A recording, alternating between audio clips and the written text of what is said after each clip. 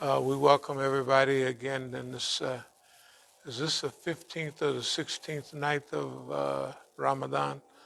Something like that. It's close. Yeah, it's moving along. This Ramadan is rolling.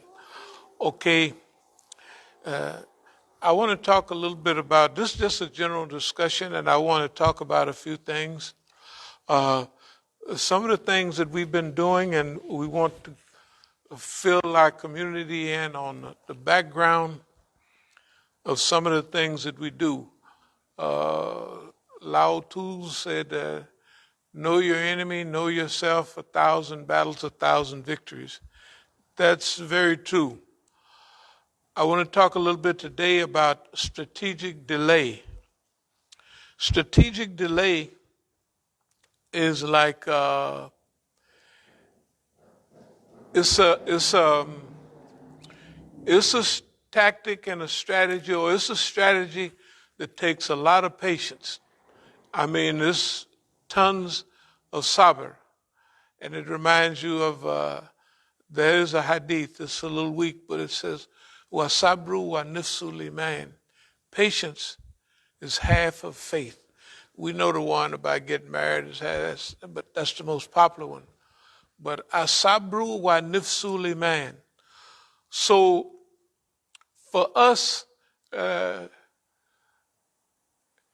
about 1986, and we saw the things that the government was doing, we went through a developmental process, a process of how we were going to deal with this government, with the community, with the saboteurs, with all of that. We had to design a process, and it was not quick, but it was evolutionary.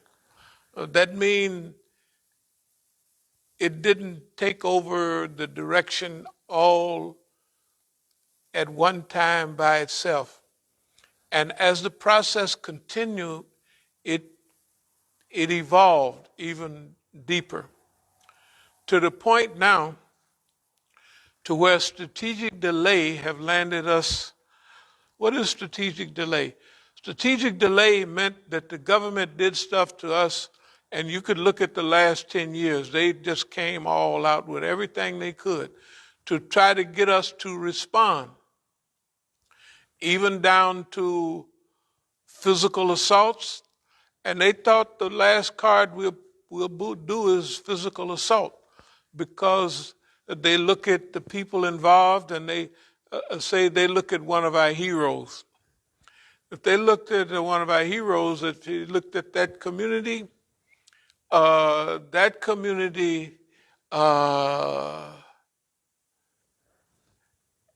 had a lot of discipline, but it also, the leadership was less evolved when it comes to a system of dealing with the system. For instance, anyone could tell that's running a system how certain people would react. They say these people have been leaders a long time. If they would burn during the 60s, then they have a good self-image of themselves. They're not going to take too much from people. They will stand up for themselves. The ego will not. An ego defends yourself. That's what the ego does. It's a defense system. The ego, when somebody tries to put you down, your ego rises up to defend your psychic. It's a defense mechanism. And so they study everybody, and they thought, well, this guy will use that on him. And pretty soon, that was a little assault case, a firearms case. But the guy went down, took Shahada, and got before everybody and said that the government put him up to it. Stuff must have been about 9, somewhere like that. Anyway, when you get away with something with the government, you can deal, especially if you beat the county and the state, you can believe the feds is coming right behind them. This is the process. You look at all the so-called gangsters and everybody, that is a natural policy of the government. So with this brother, one of our great leaders, they came by with stuff that is overcomable, but you have to have evolved. See, the government studies us in detail. And if you have a natural sense of humor, you can put up with a lot of stuff. If you have natural defense mechanisms, they're going to study everything you do anyway. So if they find one thing, remember, all the government needs is one thing. So if they make a move and then the leadership even comes to the people, say, if they do anything like that again, I'm going to, this is what reports said, I don't believe it, that I'm going to da-da-da-da-da. So what do you think they're going to do? They're going to come right with that thing. Even if you assault a dumb government officials, they got thousands of dumb officials. I know don't nobody think that they care about losing one of them, right? They might build a policy on that and get out on a bullhorn, but they don't care nothing about no down to the street police, or none of them, really. The people that's running this, they don't care. They look at them police. They're there to protect property and stuff like that, not protect people. People come way down. You read all what they're there. They're there to protect property first. Okay, let me speed up.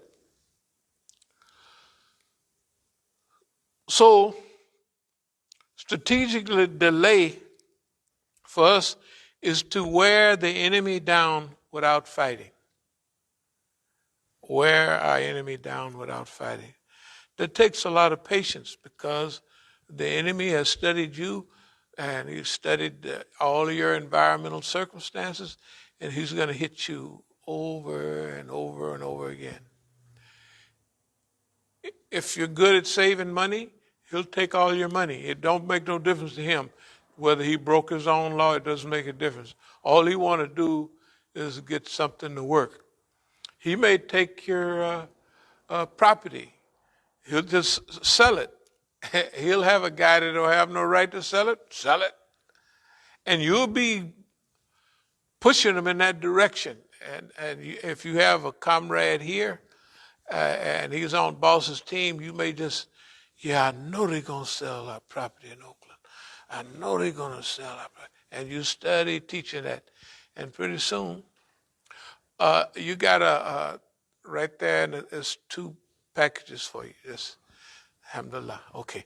Anyway, right there in that center tray, those 2 white ones is for you.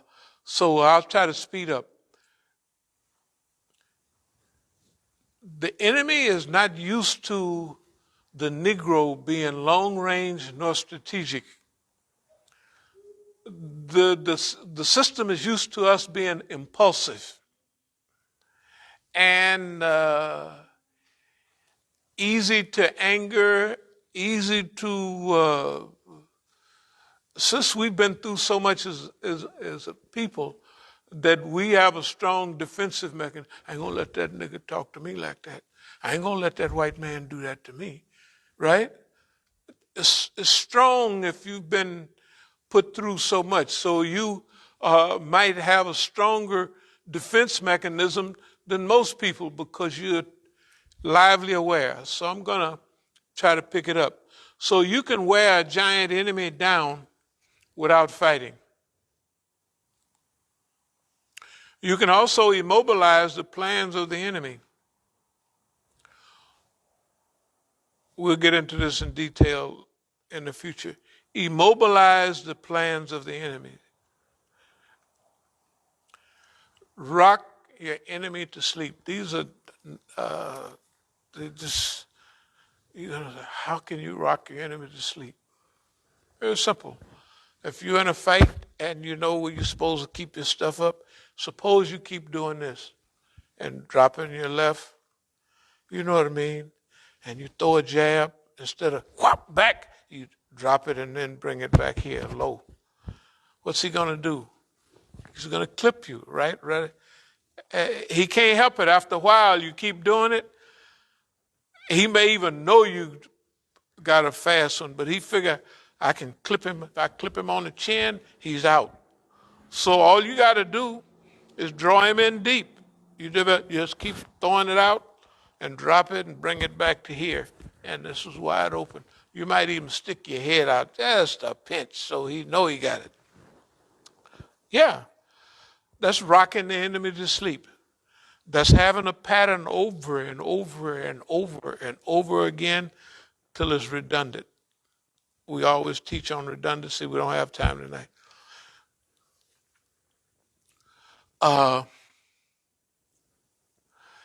So rock the enemy to sleep. And this is why we might, as a community, feel very good right now, where it don't seem like no reason to anybody else, but it feels very good to us. And we have to remember that the system tried to cut us off and isolate us and make us feel like it's all over. Like if you look at our community here, there's big gaps down in, where we need little pieces to go there. If you look at everything, it would look like it's not dilapidated yet, but it's headed in that direction. And we usually keep that up every few years, you notice. You can remember we always did a little bit cleanup, painting. We haven't done that. Again, that's drawing them in deep. That's rocking them to sleep.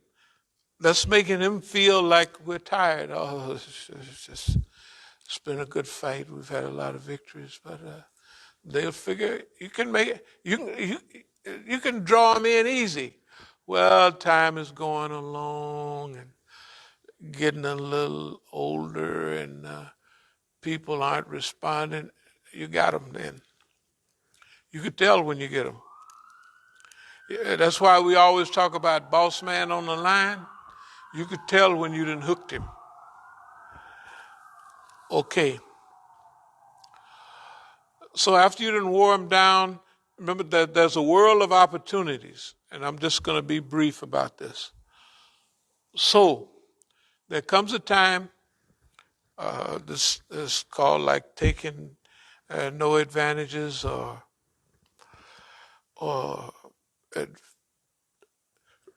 presenting victories and what have you. Counteroffensive at the time, counteroffensive, our forecasts have started hitting base so regularly that now the reason we're dealing with these is because it's speeded up so much. We did a forecast.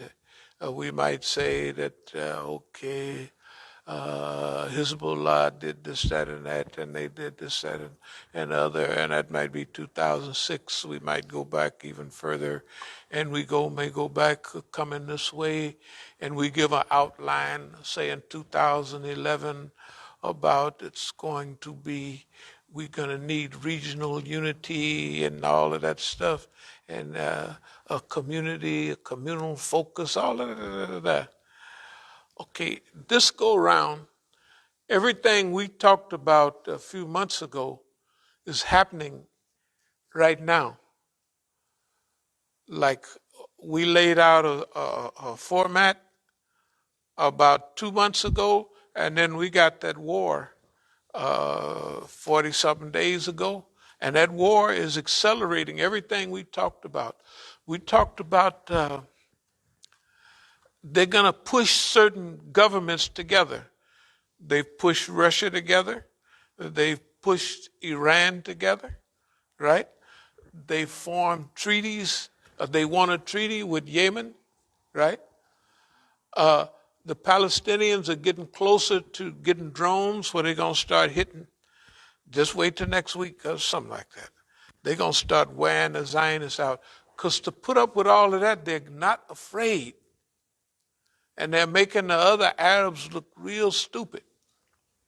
Okay, so we talked about strategic alliances a long time ago. We talked about Iran, we talked about Iraq, we talked about Russia, we slipped China in there. And now, if you watch 2 nights ago when the U.S. was dealing with India, okay, did you look the night after that and look again tonight to see what was India's response? They were insulted. They're telling us we got to do this and we got to. Now, see, India, during the Bhopal and all that, they was down. And you go back 20, 30 years ago, but India is not up with China, but India, remember, throughout history, the biggest economies in the world was China and India. That's what Mahbubani says, right? The biggest economies in the world, except for the last 200 years, it was like a glitch. And it shifted to Europe. But it's shifting back. China is big. Japan is big. If you notice here, we're always hitting toward Japan. Hey, and the Chinese. We talk to Chinese agents right here that are agents of the government in China. They hang out in wash houses and stuff. And then you talk to them, he's too intelligent to be, we got ways of figuring stuff out. So we tells the guy, hey, why don't you guys, Japan and China, start working together? China is number two, China is number two now, and Japan may fell to number three, but y'all big. They won't. They won't do it. They won't. China is saying they won't apologize. See, in 1937, has anybody heard of the rape of Nanking? This was brutal. The Japanese were so brutal it makes the Germans look like teenagers. It makes Nazis. They used to call the Japanese the white man of Asia, But they was bad though. But they slaughtered 235,000 Chinese in one city in 1937 in a few days. And they were so brutal in China.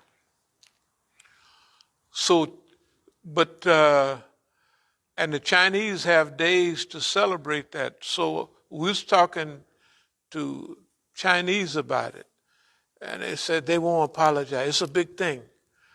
I said, you want Japanese to apologize? I said, these guys will cut their stomachs out. They'll sit there. They don't like them. I said, they'll do anything before they feel, I said, you guys are kind of like that yourself, so you ought to understand. If they got the disease 100, you guys got it about 65, about saving face and about all of that. I said, let them slide. They killed, I said, I've read all the history. I've seen all the video. I know it. So anyway, what we were saying is this. The New World configuration is taking off big. At that time, Japan had lost its number 2 status because in the 1980s, when the Japanese was taking over everything, the U.S. hit them hard and put them back in their place. The tiny tigers in the 90s, if you remember, Indonesia, Malay, they was getting big, and the West hit them and slowed them down. China is too big for that. China did the good old Chinese laundryman stuff on him. Oh, bossy, bossy. Deng Xiaoping slipped up on him.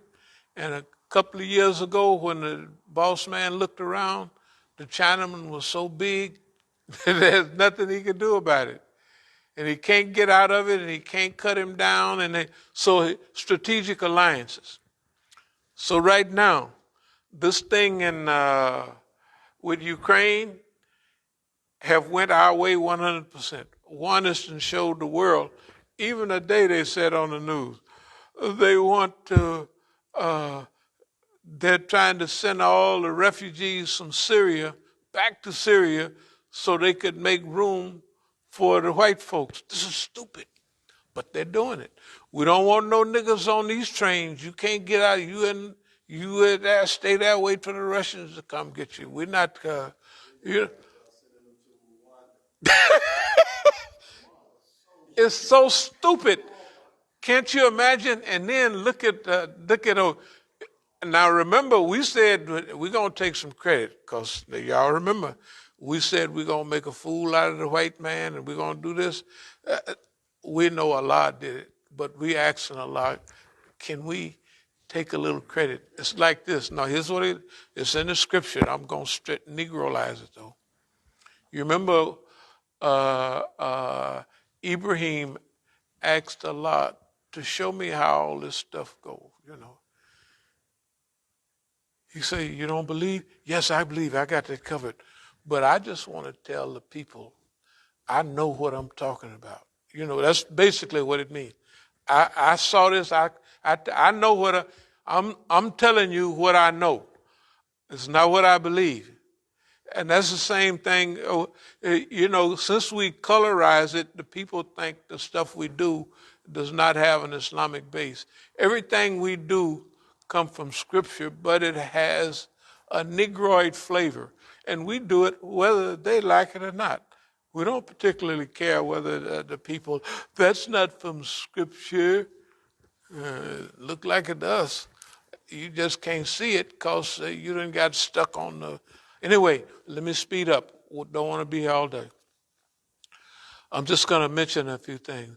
So, the strategic alliance, the currency collapse, and the bundle of, that's what Iran called it. We have a bundle of opportunities of currencies that we can use, and they're beginning to use it.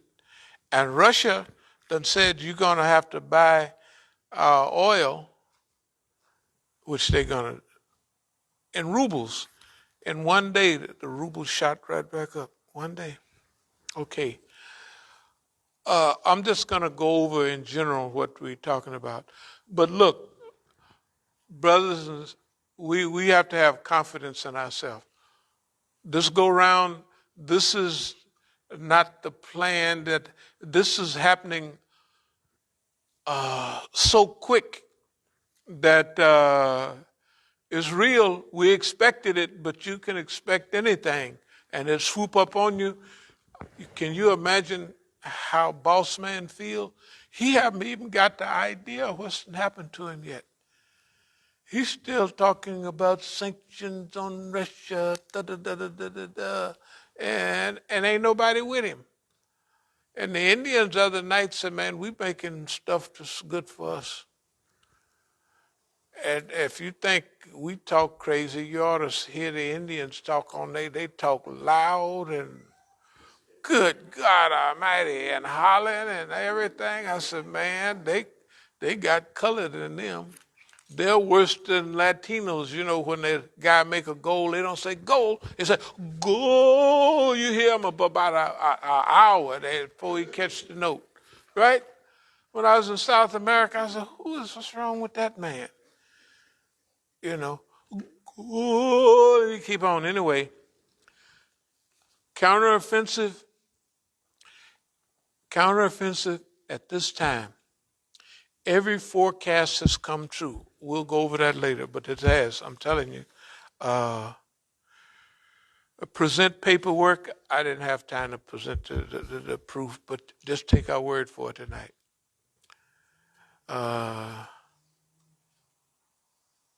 Disappearing active supporters, no problem. This is important, we've talked about it before. We carrying Boss Man in the championship rounds. Boss Man, at every other white group, African American group, Boss Man knocked him out. in the first or second round. Our greatest people didn't go no more than 3 rounds. So Boss Man got, like any champion, he reminds us of George Foreman. George Foreman was so bad, he was knocking people out in the first round, second round, third round. He never had went past 5 rounds. So remember rope-a-dope, Muhammad Ali, and, he carried him to the 7th round, and he was just washerwoman. Then Muhammad Ali come out, the old man, he saved up his energy for that. And George took a dive. Okay. So we do our own rope-a-dope stuff. And we Boss Man got used to knocking people out in the first and second round so much, especially our people, that he got to where he don't have longevity on nothing. He don't train for long range fights. Everything he can hit right on the chin, 1 or 2 rounds. But Boss Man, you can't get in there and get on they used to call it a bicycle. That means you get in the ring and it's not a real bicycle. It means you just running around making Boss Man tired. Or you doubling up and let Boss Man punch you and he hold back with all this and he hit you bang. And you just kind of laughing at him. Especially when it's a psycho-spiritual, especially we went into psychological warfare years ago, over a decade ago. So if he's going to hit you only with psychological things, he think he didn't really did damage. He ain't did nothing. Everybody else look at it and think that is a devastating blow. And you just going home and laughing, having a good time. Yeah. Okay. I'll wrap this up in a hot second. Every insult designed for engagement. My offer right now to everybody is not everybody, but everybody is history making. We got to move so fast. We need people that know where we're coming from. So we're offering all the snitches a free ride. Come in, join up. We design our own story. No matter how much I said this is snitches, that's this. We can do what we want. We said this was all part of a structure. That this is part of our plan. So no matter what they did, they can come back and we hook up the story the way we tell a story, the way we want it. It's our narrative, right? Nobody knows exactly what's true. We can say we hook this up all the time. Yeah, I'll get into that another time. But it's our show. So it's wide open. The other thing, this is the biggest opportunity to have heroic parts. The white man gave them tattletale parts and stooge parts. Now, I know we colored and everything, but we offer niggas top billing, star billing on the global show.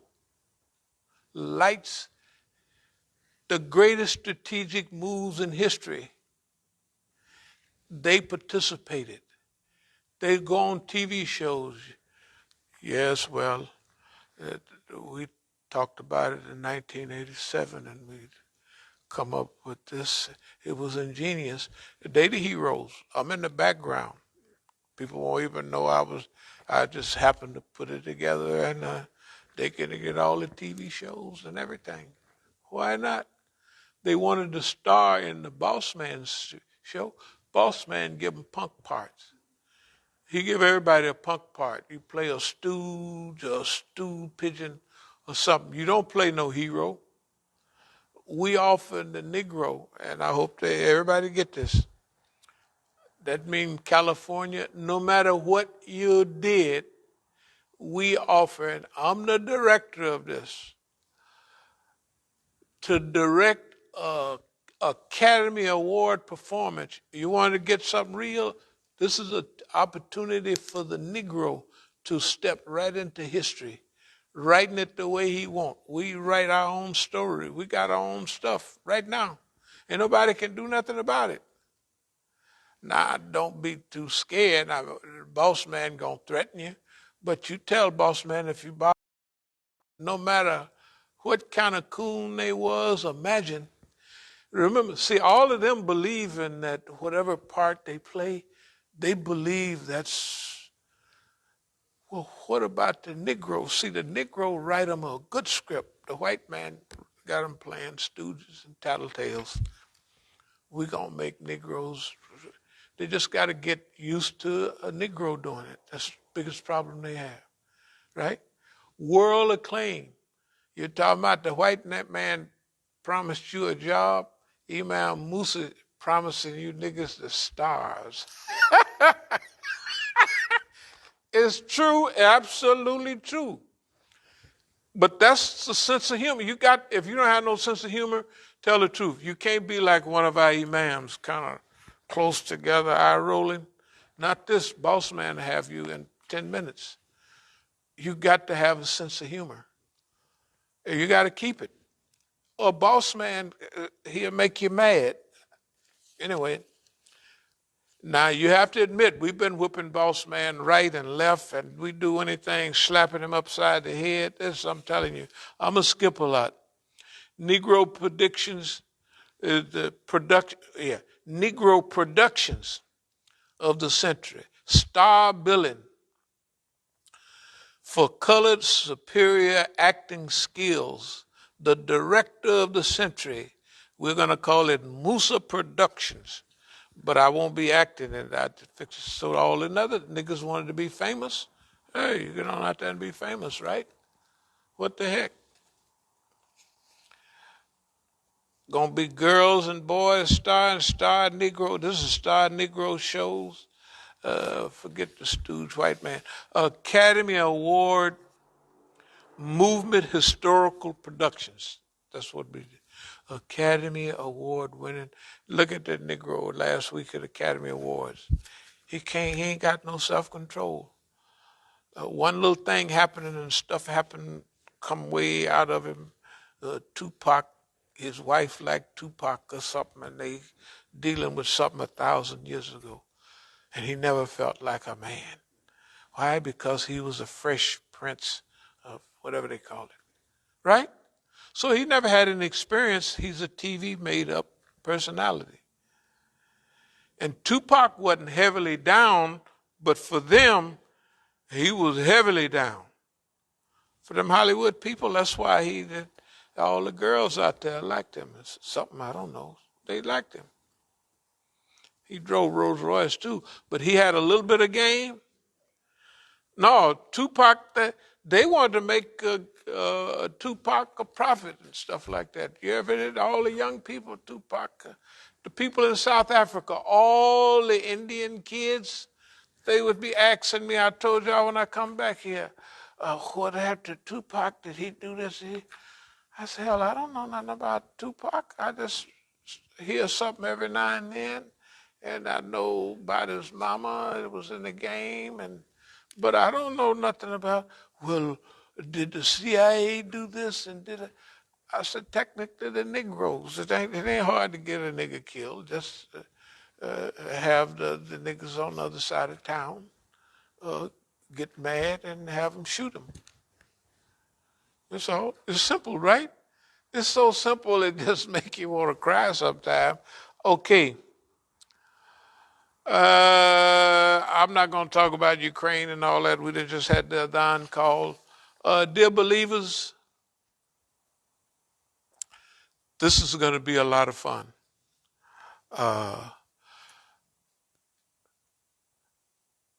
Have good post-Ramadan programs, good fundraisers, and donate all you can to us because we'll use it.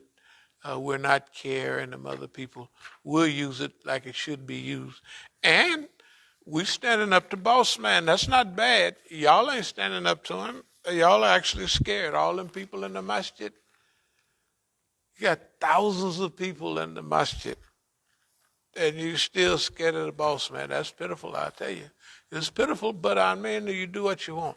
But we gonna tussle with boss man till we hog time. I mean, and throw him out to lunch. So help us do it.